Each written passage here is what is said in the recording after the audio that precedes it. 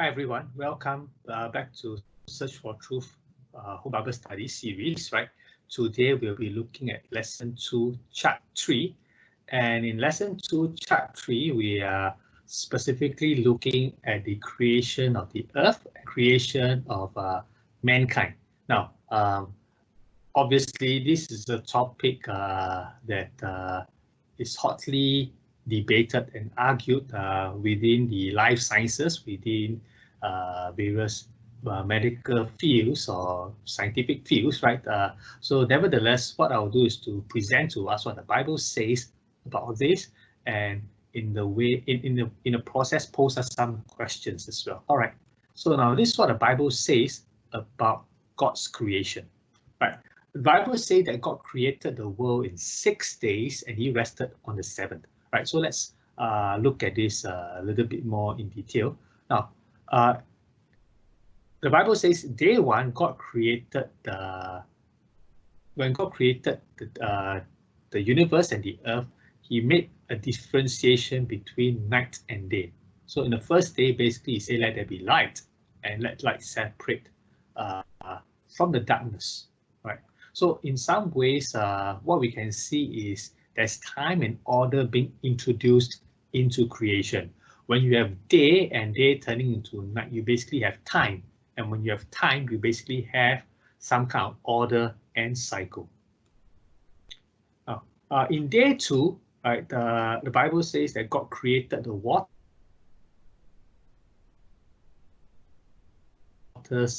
below, right? We know today water is a key condition for life to exist, right? And it seems that God is giving some order to the existence of water right now.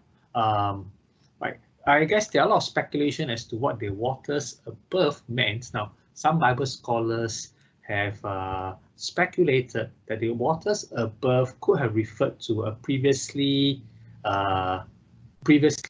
present layer of water that surrounds the earth, that gives the earth a all-round tropical climate, right? And their argument being during Noah's flood, right, this particular layer of water is the one that broke, and since Noah's flood, where they're the beginning of different seasons, right? So this is how some Bible scholars have made a case for the fact that the world that was originally created was slightly different in the way we have our climate today.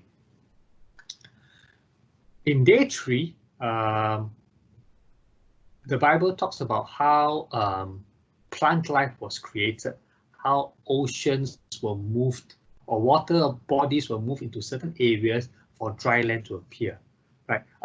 One thought for us to consider here is this: when you think about plant life, right?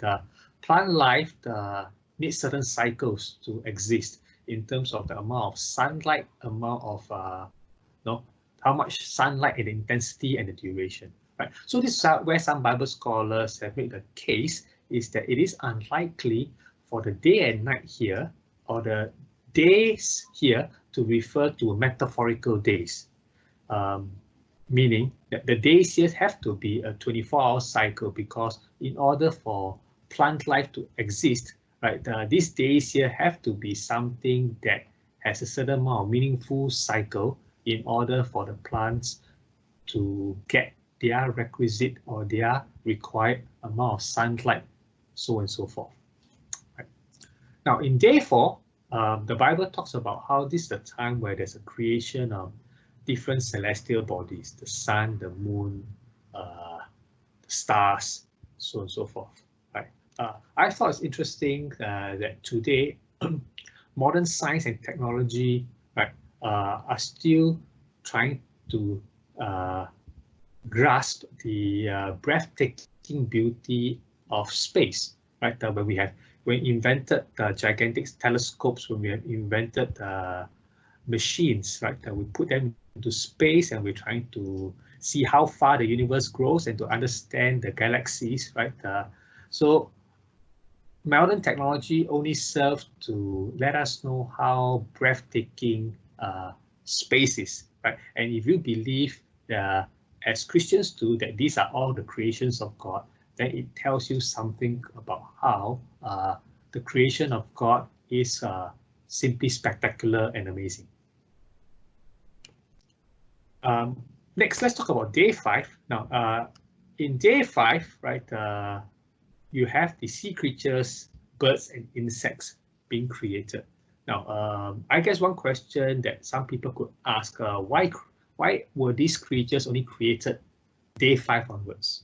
Now, one question that could be posed could be the fact that you need certain kind of flora life to exist first before your other kinds of animals can be able to inhabit an environment in order for them to survive.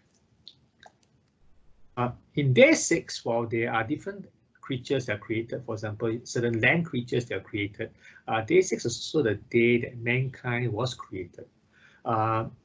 We note that mankind, according to the Bible, is created differently from the rest of creation.